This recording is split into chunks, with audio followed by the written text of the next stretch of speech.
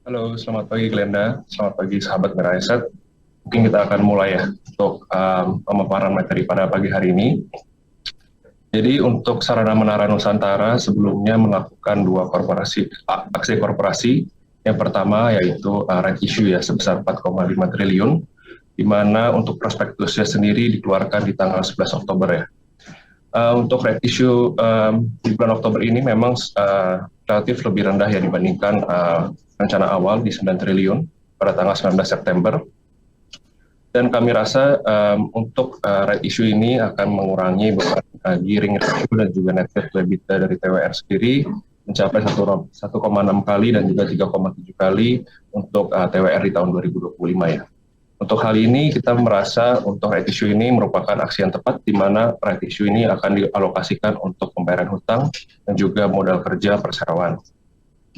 Untuk right issue sendiri sudah disetujui ya melalui RPSLB yang diselenggarakan di Jumat lalu dengan harga exercise itu 900 dengan dilusi sekitar 9,8%. Oke, next. Oke, untuk aksi korporasi yang kedua ini ada dari IBST ya di di pertengahan tahun ini, di mana untuk IBST sendiri diakuisisi di 90,1% dengan I-Forte Solusi Infotech yaitu anak usaha dari TWR sendiri ya. Dan untuk aksi korporasi ini akan menambahkan portfolio tower atau menara dari TWR sendiri sebesar 3.000 tower dan juga fiber optic sebesar 17.800 km. Dan kalau misalnya kita lihat untuk aksi korporasi untuk IBST ini memang sangat baik ya untuk TWR sendiri karena melihat untuk valuasi dari transaksi ini yang cukup rendah ya dibandingkan dengan industri di 9,1 kali. Dan untuk kedepannya pasti akan mendongkrak kinerja TWR sendiri dengan pertumbuhan pendapatan dan juga EBITDA di tahun depan. Oke, next.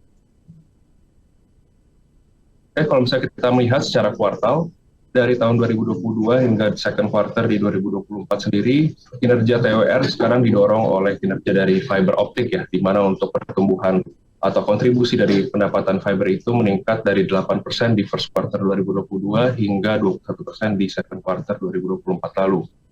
Hal ini sejalan dengan industri di mana sekarang industri menara dan juga fiber ini sangat menarik ya karena adanya dorongan dari data traffic dari data center maupun dari industri lainnya.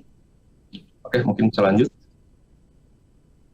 Oke, mungkin yang banyak dipertanyakan yang mengenai aksi merger dari Excel dan juga Friends, di mana ini akan berdampak mungkin minimum ya kepada TWR sendiri karena untuk Friends sendiri ini hanya berkontribusi sekitar 5,5% dari pendapatan TWR di second quarter. Di mana untuk customer mix dari TWR sendiri belum ada customer dari Smartfren, sedangkan dari IBST sendiri hanya sekitar 63,2% ya, ini setara dengan 5,5% dari pendapatan TWR. Jadi untuk minimum untuk aksi merger ini mungkin akan sedikit minimum ya impact pada kinerja TWR ke depannya. Oke, bisa lanjut.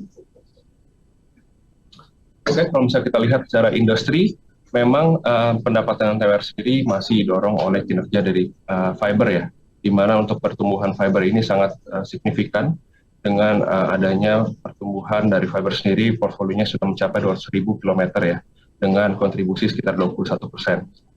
Dan kalau bisa kita lihat dari pemain lainnya seperti MTEL, Tebik dan juga IBST sendiri, untuk jarak atau maupun panjang dari fiber dari TWR sendiri merupakan yang terbanyak ya di Indonesia dengan 100.000 kilometer fiber, sedangkan untuk MTEL itu di 37.000 ya. Jadi kalau misalnya kita lihat memang secara penetrasi di Indonesia dari segi fixed broadband market maupun dari WiFi ini masih sedikit, relatively lebih rendah daripada industri average di 18%. Jadi kita melihat untuk pertumbuhan fiber ke depannya di Indonesia maupun ke TWR sendiri masih cukup baik ya. Oke, selanjut.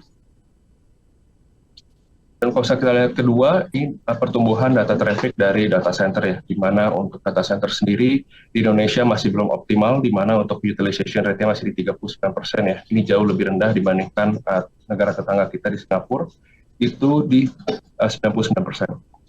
Dan kalau misalnya kita lihat, memang masih banyak pertumbuhan yang bakal didapatkan dari data center yang akan mendorong kinerja fiber dan juga menara di tahun depan. Dan kalau misalnya kita lihat untuk proyeksi data center market di Indonesia hingga 2030 itu bisa mencapai 5,4 miliar US dollar. Ini dengan pertumbuhan CAGR sekitar 13,5% setiap tahunnya. Dan kalau misalnya kita lihat di tabel kanan bawah, memang untuk Indonesia sendiri ditargetkan akan menambah sekitar 620 megawatt untuk kapasitas data center ya. Ini merupakan top 3 dari total data center di daerah ASEAN. Jadi kita lihat memang untuk pertumbuhan data center dan juga data traffic di Indonesia masih cukup kuat. Next. Maka dari itu kita masih merekomendasikan baik untuk TWR dengan target TP di 1030, melihat untuk valuasinya masih cukup rendah ya atau maupun murah di bawah minus 1 standar deviasi 5 tahun terakhir. Itu aja dari saya. Terima kasih.